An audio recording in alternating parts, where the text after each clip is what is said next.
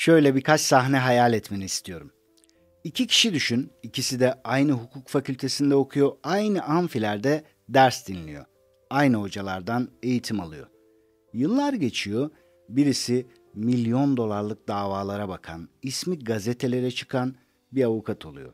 Diğeri ise onun yanında maaşlı çalışan, tüm dosyaları sırtlayan ama adı pek duyulmayan ortalama bir avukat. Başka bir sahne, iki öğretmen düşün. İkisi de aynı fakülteden mezun, aynı dersleri görmüşler, benzer sınavlardan, hatta aynı sınavlardan geçmişler. Ama bugün birisi ekstra özel derslere yetişemiyor, gelirini de yaşam kalitesini de arttırmış durumda. Diğeri ise kadrolu ama zor geçiniyor, bütün gün koşturuyor, akşam yorgun argın eve dönüyor. Ve ben nerede hata yapıyorum diye düşünüyor. Başka bir örneğe daha bakabiliriz. İki girişimci düşün. İkisi de aynı şehirde büyümüş, aynı dönemin ekonomik şartlarında, aynı ülkenin insanı. Biri işini büyütmüş, markası konuşuluyor, ekip kurmuş. Diğeri ise çok benzer çabalarla her ay bu ayı da zor kurtardık çizgisinde dolaşıyor. Sevgili dost, durup soralım. Gerçekten ilk çocuk diğerinden çok mu daha zekiydi? Yoksa işin içinde bizim günlük hayatta hiç fark etmediğimiz küçük ama biriken avantajlar mı vardı? Doğduğu ay, gördüğü ilk öğretmenin tavrı, evdeki ortam, küçük yaşta yakaladığı fırsatlar. Belki de asıl hikaye bu görünmeyen detaylarda gizli. İşte Malcolm Gladwell'ın Çizginin Dışındakiler kitabı tam da buradan giriyor konuya. Bugün seninle bu kitabın başarıya bakış açımızı nasıl kökten sarstığını konuşacağız. Yani kitap özetleri köşemizin bugünkü konuğu Malcolm Gladwell ve muhteşem kitabı Çizginin Dışındakiler. Bu kitap dünyada milyonlarca okura ulaşmış, başarı kavramına bambaşka bir gözlük taktırmış bir çalışma. Yazarı Malcolm Gladwell bütün kitapları çok satanlar listelerine girmiş, güçlü bir hikaye anlatıcısı ve araştırmacı yazar. Kitabın kapağındaki ana soru şu: bazı insanlar neden daha başarılı olur? Gladwell tam da bu sorunun peşine düşerek harika bir kitap çıkarmış ortaya. Türkiye'de Medyaket Yayınları tarafından Türkçe'ye kazandırılmış ve okurlara sunulmuş. Şimdi sevgili dost, gel başarıya daha yakından bakalım. Bize yıllardır çok tanıdık bir hikaye anlatıldı, değil mi? Çok çalıştı, kazandı, hiç pes etmedi, başarıyı hak etti. Azmiyle herkesi geçti. Bunların içinde elbette doğruluk payı var ve ben de inanıyorum. Ama Gladwell diyor ki bu hikaye eksik. Asıl soru şu: gerçekten olağanüstü başarılı insanlar sadece kendi zeka ve azimlerinin sonucu mu, yoksa arka planda işleyen görünmez bir sistem mi var? Başarıyı anlamak istiyorsak sadece kişiye bakmak yetmiyor. Onun aile hikayesine, doğduğu zamana, topluma, kültüre ve yakaladığı fırsatlara da bakmamız gerekiyor diyor. Ve ben bu videoda sevgili dost, çizginin dışındakileri böyle anlatmak istiyorum. Yani günlük hayatla bağ kurarak. Bu kitabın fikirlerini birkaç ana başlıkta seninle birlikte düşüne düşüne konuşmak istiyorum açıkçası. Ve ben bu kitabı 5 ana bölümde özetleyeceğim. Büyük resim, görünmeyen avantajlar, 10.000 saat ve anlamlı iş, kültürün gizli mirası, senin hikayen ve farkındalık soruları. Örnekler, hikayeler ve sana sorduğum sorularla ilerleyeceğiz. Her zaman olduğu gibi çayın kahven hazırsa hadi gel başlayalım. Şimdi önce büyük resimden başlayalım. Gladwell kitabına başarıdan değil sağlıktan giriyor. Amerika'da küçük bir kasaba düşün, Roseto isimli. Burada yaşayan insanların diğer kasabalara göre çok daha az kalp krizi geçirdiği fark ediliyor. İlk akla gelenler şunlar: herhalde çok sağlıklı besleniyorlar. Genetikleri iyidir. Temiz hava, bol hareket ve benzeri. Ama araştırmacılar bakıyor ki beslenmeleri öyle sandığımız kadar sağlıklı değil. Bol yağ, bol hamur işi var. İtalyanlar sonuçta. Genetik değil, aynı ailede olup başka şehirlerde yaşayanlarda bu etki görülmüyor. Coğrafyada değil, yan köyde yaşayanlar gayet normal oranlarda kalp krizi geçiriyor. Yani bol bol var. Peki ne keşfediliyor dersin? Roseto'da insanlar sokakta birbirlerini durdurup sohbet ediyorlar. Aileler birkaç kuşak bir arada yaşıyor. Gösteriş az, dayanışma çok. Kimse kimseyi statüyle ezmiyor.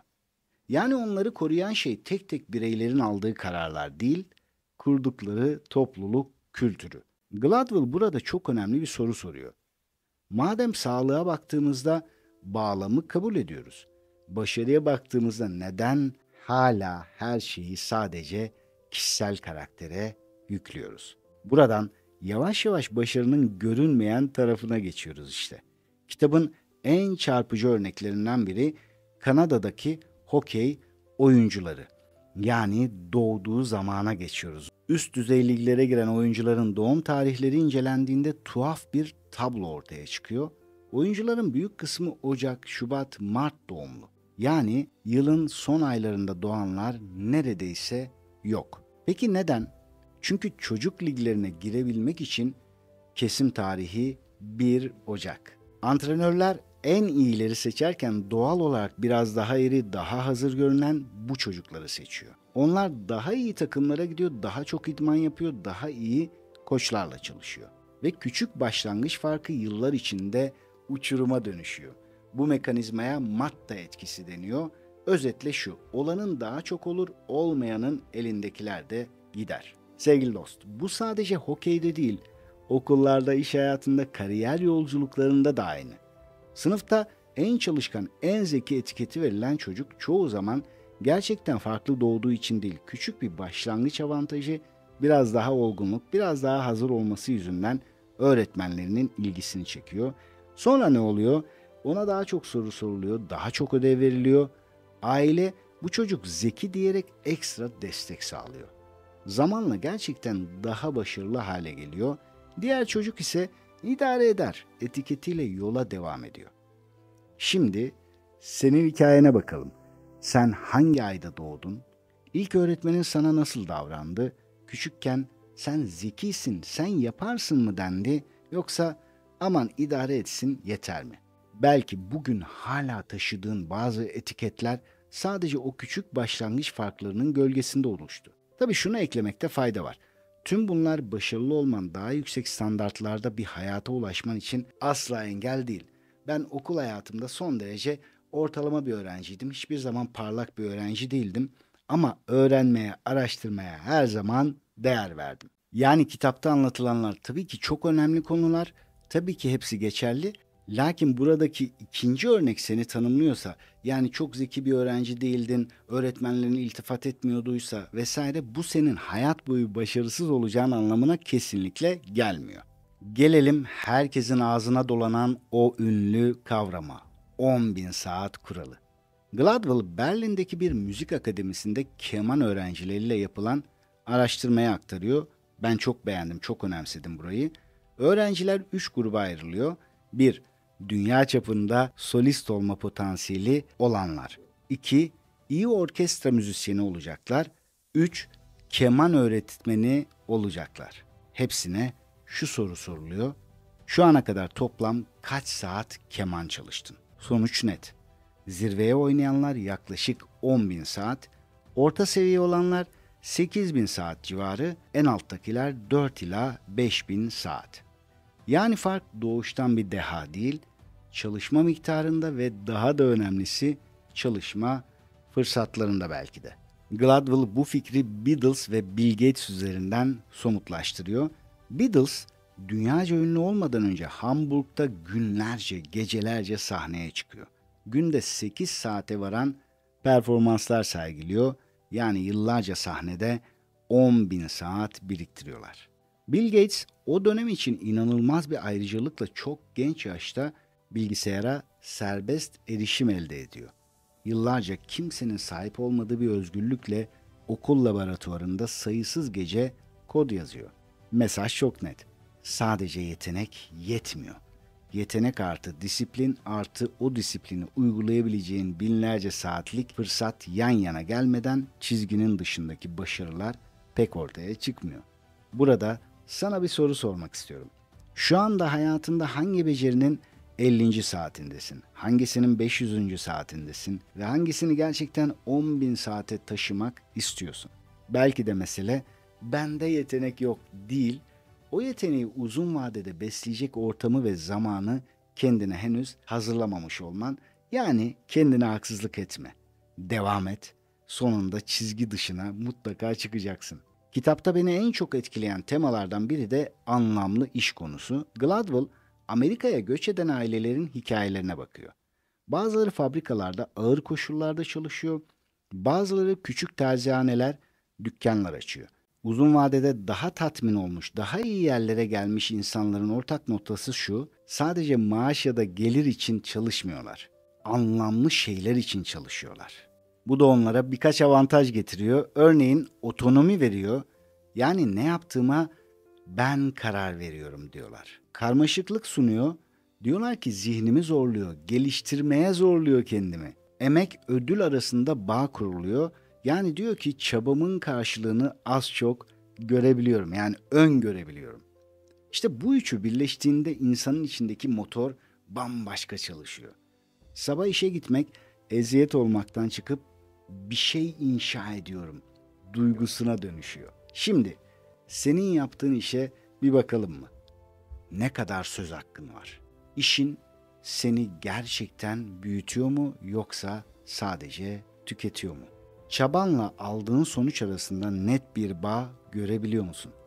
Belki de bazı insanlar daha başarılı görünüyor çünkü onlar anlamlı buldukları bir işe 10.000 saat verebiliyor. Kimileri ise kendine ait hissetmediği bir işte aynı zamanı sürüklenerek geçiriyor.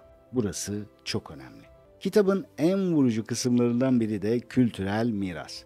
Gladwell burada hem pirinç tarlalarından hem de uçak kazalarından örnekler veriyor. Asya kültürlerinde uzun yıllardır süren pirinç tarımı inanılmaz derecede dikkat, sabır ve ince hesap isteyen bir iş. Su seviyesini ayarlamak, küçük hesaplar yapmak, milim milim planlamak zorundasın. Böyle bir kültürde büyüyen insanlar için uzun süre dikkat gerektiren sayılarla ilgili işler zihnen daha tanıdık geliyor. Üstüne bazı Asya dillerinde sayı sisteminin bizimkine göre daha düzenli ve mantıklı oluşu ekleniyor. Çocuklar sayıları öğrenirken kendileri için biraz daha tutarlı bir yapı görüyor. Bu neye dönüşüyor? Matematikle daha sıcak ve daha mantıklı bir bağ kurmalarına. Yani Asyalılar doğuştan matematik dahisi değil, kültürel miras, çalışma biçimleri ve dil yapısı onları o alanda biraz daha avantajlı hale getiriyor. Bir diğer çarpıcı örnek, bazı uçak kazalarının kara kutu kayıtları. Bazı kültürlerde otoriteye saygı o kadar yüksek ki yardımcı pilot kaptanın hatasını açıkça söyleyemiyor. Komutan, hızımız çok düştü, hemen yükselmeliyiz demek yerine hava biraz yoğun, belki hızı gözden geçirmek isteyebilirsiniz gibi dolaylı cümleler kuruyor. Kriz anında bu dolaylılık ölümcül olabiliyor. Yani kültürün dile, hiyerarşiye, hata söyleme biçimine etkisi uçaktaki herkesin kaderini belirleyebiliyor. Gladwell burada şunu söylüyor: kültür sadece ne yediğimizi değil, nasıl konuştuğumuzu, nasıl itiraz ettiğimizi, hatayı nasıl ifade ettiğimizi de belirler. Bugün iş yerinde, ailede, ilişkilerde yaşadığımız pek çok iletişim kazasının arkasında da bu görünmez kültürel kalıplar var. Ve en sonunda Gladwell çok sevdiğimiz o hikayeyi sorguluyor. Sıfırdan gelen, kendi kendine başaran kahraman hikayesini. Bu hikayeyi tamamen reddetmiyor ama diyor ki bu resmin sadece görünen kısmı. Çoğu efsane başarı hikayesine yakından baktığında görüyorsun ki doğduğu yıl tam bir dönüşümün ortası. Doğduğu şehir o alanda özel fırsatlar sunabiliyor. Ailesi, okulu, sosyal çevresi ona bazı kapıları açıyor. Kültürü, dili, eğitim sistemi ona belli avantajlar veriyor. Bu başarılı insanlar hak etmedi demek değil. Tam tersine onların hikayesini daha derin anlamak demek. Aynı şekilde kendi başarısızlıklarımızı sadece kişilikle bağlamak yerine içinde yaşadığımız sistemle birlikte okumak demek.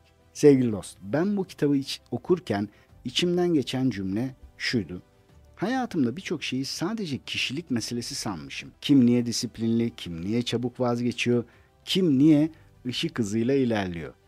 Hepsini sadece kişilik diye etiketlemişim. Gladwell'ın anlattığı örnekleri okudukça görmüştüm ki Çocukken gittiğin okul, ilk karşılaştığın öğretmen, evde duyduğun cümleler, doğduğun kültür bugünkü seni en az senin çaban kadar şekillendiriyor. Bazı danışanlarım kendilerine tembel etiketi yapıştırıyordu ama aslında tembel değillerdi. Yıllarca sen yapamazsın diyen sistemin içinde büyümüşlerdi. Bazı çocuklar sorunlu öğrenci diye etiketleniyor ama sorunlu değiller. Sınıfta kullanılan dil onların mizacına uygun değil. Bazı yetişkinler bende bir şey yok diye düşünüyor ama aslında var. Sadece yanlış zamanda, yanlış ortamda filizlenmeye çalışıyor. Bu kitap bana şunu hatırlatmıştı. İnsanları sadece sonuçlarıyla değil, hikayeleriyle birlikte gör. Ve aynı şeyi kendimiz için de yapmamız gerekiyor. Artık videonun sonuna gelirken sana kendi hayatın için 3 soru bırakmak istiyorum sevgili dost. 1. Bugüne kadar başarıyı nasıl tanımlıyordum? Sadece çok çalışmak ve zeka üzerinden mi yoksa fırsatları, kültürü, zamanı da işin içine katıyor muydum? 2. Benim görünmez avantajlarım ve dezavantajlarım neler? Doğduğun aile, büyüdüğün şehir, karşılaştığın insanlar sana neler kazandırdı, neler götürdü? 3. Bugünden itibaren küçük de olsa neyi değiştirebilirim? Kendime yapıştırdığım etiketlerimi gözden geçireceğim. 10.000 saatimi yatıracağım alanı daha bilinçli mi seçeceğim? Yoksa çocuğuma, öğrencime, çalışanıma bakarken sadece sonucu değil, bağlamı da mı göreceğim? Belki de gerçek dönüşüm başarıya sadece ben diye değil, ben artı bağlam diye bakmaya başladığımız anda başlıyordur. Eğer bu video sana şunu hissettirdiyse, demek ki ben başarısız değilmişim. Sadece oyunun kurallarını eksik biliyormuşum. İşte o zaman Gladwell'ın kitabı amacına ulaşmış demektir ve kitabı alıp okumanı mutlaka isterim. Bu tarz içerikleri seviyorsan, videoyu beğenirsen YouTube bu sohbeti daha çok kişiye ulaştırır. Kanala abone olup bildirimleri açarsan yeni kitap özetlerinden de, bilinçaltı ve başarı sohbetlerinden de haberdar olursun. Ve lütfen yorumlarda bizimle paylaş. Kendi hayatında fark ettiğin görünmez bir avantaj ya da görünmez bir dezavantaj var mı? Varsa ne? Hem sen yaz hem de başkalarının hikayelerini gör. Çünkü bazen kendi bağlamımızı başkasının hikayesine aynadan bakarak daha iyi anlarız. Ve sevgili dost, bu kitapta aktarılanlar benim bu özette sana aktardıklarım asla eğer doğru bir zamanda, doğru bir yerde doğmadıysan başarılı olamazsın, potansiyeline ulaşamazsın demek değil. Sadece gerçekten çok başarılı insanlar neleri farklı yapmış, nelerle karşılaşmışlar ve bugün malum öyle bir çağda yaşıyoruz ki bu dijital çağın getirdikleri, yapay zekanın sunduğu muhteşem fırsatlar ve herkes tarafından erişiliyor olması aslında her birimizi bambaşka noktalara taşıyabilecek durumda. Yeter ki isteyelim, yeter ki içimizdeki anlamı bulalım, bir amaç üzerine çalışalım. Ve çoğu zaman olduğu gibi bitirirken bir hatırlatma yapmama izin ver. Biliyorsun Filistin'de, Doğu Türkistan'da, Sudan'da ve dünyanın birçok yerinde zulüm var. İnsanlar çok ağır şartlarda yaşıyorlar. Ve her birimizin üzerine düşen görevler var bence. Birincisi bunları gündemde tutmaya devam edebiliriz. Her birimiz sosyal medyada ve benzeri platformlarda paylaşabiliriz. İnsanlara hatırlatabiliriz. Onlar için dua edebiliriz. Gücümüz nispetinde maddi yardımlar yapabiliriz. Ve en önemlisi boykot. Bak boykot her geçen gün o kadar güzel bir duruma geliyor ki düne kadar önemsemeyenler onun gücünü gördükçe daha fazla katılıyor ve bu boykotlar sayesinde belki bugün hemen değil ama bir süre sonra dünyaya adaleti bile getirebiliriz. Ben buna yürekten inanıyorum çünkü boykot zalimlerin o zulmetme güçlerini ellerinden alabilir. En azından onları daha güçsüz bırakabilir. Çünkü onlar bu yaptıklarını ancak para ve güçle yapabilir. O parayı da bize sattıkları şeylerle kazanıyorlar. Lütfen bunları unutma. Bize yakışan bunları bilerek yaşamaktır diye düşünüyorum. Yeni bir kitap özetinde ya da yeni videolarda görüşene kadar kendine çok iyi bak. Sevgiler, selamlar.